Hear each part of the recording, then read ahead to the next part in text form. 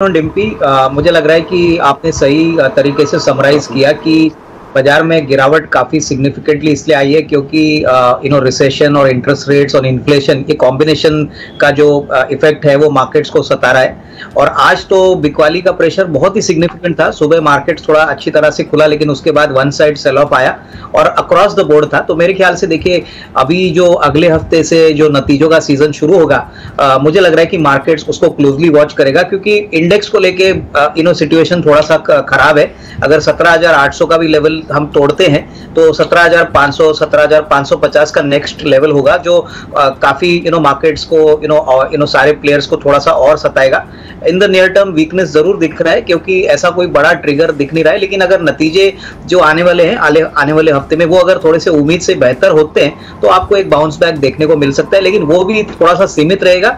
हमको लग रहा है कि इस महीने में जब तक बजट प्रेजेंट नहीं होता तब तक मार्केट्स में वोलेटिलिटी चलती रहेगी, लेकिन ब्रॉडर मार्केट में आपको मौके बहुत मिलेंगे। तो मैं समझता हूं कि इस पैनिक सेल ऑफ से कोई डरना नहीं है, लेकिन हाँ डेफिनेटली जिनके पास पोजीशंस है वो पैनिक में ना सेले, क्योंकि मुझे लग रहा है कि बजट अगर होपफुली अच्छा प्री इलेक्शन वाला बजट आता है तो इसमें आपको एक अच्छी रिकवरी बजट के आसपास या एक 10 दिन 12 दिन पहले आपको एक अच्छा बाउंस बैक भी देखने को मिलेगा। तो ये सेल ऑफ एक्सपेक्टेड था क्योंकि मेरे हिसाब से ऊपरी लेवल पे 18,200 18,300 निफ्टी में थोड़ी सी थकावट तो मार्केट पहले से महसूस कर रहा था। तो definitely I mean stock specific approach रखिए, यही मेरी राय रहेगी आपके व्यूअर्स के लिए। देखिए डिम्पी, आपने सही कहा कि देखिए नंबर्स इतने खराब आएंगे नहीं क्योंकि अभी भी ऑर्डर बुक इनके पास पेंडिंग ऑर्डर बुक काफी अच्छी है। लेकिन जो सबसे बड़ा मसला जो इन आईटी कंपनीज को है वो ग्रोथ को लेके, अभी जिस प्रकार का रिसेशन का नंबर हम यूएस में देख रहे हैं और यूरोप में जो दिक्कतें दिख रही है, मुझे लग रहा है कि देखिए जो कमेंट्री टीसीएस की मैनेजमेंट की होगी वो बहुत इंपॉर्टेंट रहेगी।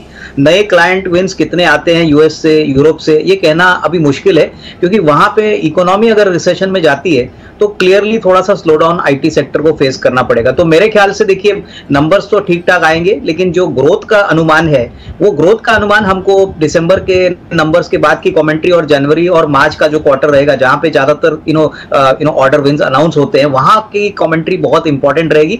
लग तो रहा है कि अगले 2-3 क्वार्टर के लिए ग्रोथ जो है वो कंप्लीटली नेगेट हो जाएगा और इस कारण से मार्केट में ऐसा कोई बड़ा उछाल रिजल्ट्स के पहले या रिजल्ट्स के बाद आना मुश्किल लग रहा है। हालांकि मैं समझता हूं कि वैल्यू पे अपॉर्चुनिटी तो काफी बड़ी है। टीसीएस है, इन्फोसिस है, एचसीएल टेक है, ये सारे बड़े प्लेयर्स है, अच्छी कैश कंपनी के बुक्स पे है, लेकिन ग्रोथ जब तक आता नहीं है तब तक यहाँ पे डिम्पी कोई बड़ी रीरेटिंग नहीं आएगी। तो उस पॉइंट ऑफ व्यू से मार्केट्स कमेंट्री पे ज्यादा नजर रखेगा और कहीं पे भी कोई भी कॉशियस कमेंट्री आती है तो मेरे ख्याल से वो सेक्टर के लिए और वो कंपनी के स्टॉक के लिए काफी नेगेटिव हो सकता है। तो मैं तो वेट करूंगा, मैं कमेंट्री के लिए वेट करूंगा, रिजल्ट्स आने दीजिए और उसके बाद हम डिसाइड करेंगे कि इसमें फ्रेश निवेश करना है कि नहीं। मेरे को भी आपसे यही समझना है, आपका व्यू पॉइंट क्या है मेटल्स को लेकर और एक पसंदीदा शेयर आपका, सिर्फ नाम भी बता देंगे काम हो जाएगा।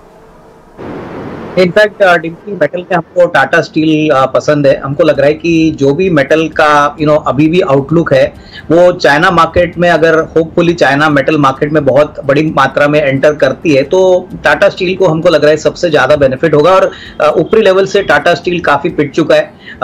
दिसंबर के क्वार्टर में कोई बड़ी इंप्रूवमेंट आएगी नहीं, लेकिन अगर होपफुली न्यू ईयर से जनवरी से चाइना एंटर करता है मेटल मार्केट तो आपको जैन टू मार्च का जो क्वार्टर है वहां पे अच्छा बदलाव इनके मेटल के प्राइसेस में, मार्जिन्स में देखने को मिलेगा। ओवरऑल मेटल मार्केट मुझे लग रहा है कि काफी अंडर परफॉर्म कर चुका है, तो काफी अच्छे वैल्यूएशंस पे स्टॉक्स मिल रहे हैं। बट यहाँ पे एक ही पॉइंट है कि चाइना कब एंटर करता है और उनकी बाइंग कब शुरू होती है, ये एक इवेंट ड्रिवन कॉल रहेगा। बट डेफिनेटली मेटल्स में एक थोड़ा सा निवेश बनता है क्योंकि कहीं ना कहीं हमको लग रहा है कि चाइना की रीओपनिंग की इकोनॉमी की जो बात है वो 2023 में एक बहुत बड़ा पॉजिटिव फैक्टर होगा और कई लोग इस डेवलपमेंट को काफी समय से वेट कर रहे हैं। तो मैं मेटल्स में टाटा स्टील को फेवर करूंगा। यहाँ पे करंट लेवल्स पे भी अगर कोई खरीदता है तो मुझे लग रहा है कि शॉर्ट टू मीडियम टर्म में एक अच्छा रिस्क रिवॉर्ड बन सकता है। डिम्पी देखिए, रियल एस्टेट में जैसे बिजनेस अपडेट्स मैक्रो का बिल्डर्स का और सोबा का आया है, हमको लग रहा है कि नतीजे तो बहुत दमदार आएंगे और अभी भी इंटरेस्ट रेट्स बढ़ने के बाद कोई बड़ी डिमांड में कटौती आई नहीं है। तो ये ट्रेंड मेरे ख्याल से दिसंबर के क्वार्टर में तो आपको देखने को मिलेगा। और मुझे लग रहा है कि जिस प्रकार की इन्वेंट्री सेल हो रही है, स्पेशली अगर मुंबई मार्केट की बात करें, नॉर्थ में गुड़गांव, दिल्ली की बात करें, तो मुझे लग रहा है कि यहाँ पे रियलाइजेशन भी अच्छी तरह से बढ़े। तो यहाँ पे मुझे लग रहा है कि डीएलएफ पे फोकस करना चाहिए। मुझे लग रहा है डीएलएफ डीएलएफ एक बहुत बड़ा प्लेयर है। डीएलएफ में हमको लग रहा है कि नॉर्थ इंडिया में जिस प्रकार का परफॉर्मेंस इस थर्ड क्वार्टर में आएगा काफी दमदार रहेगा।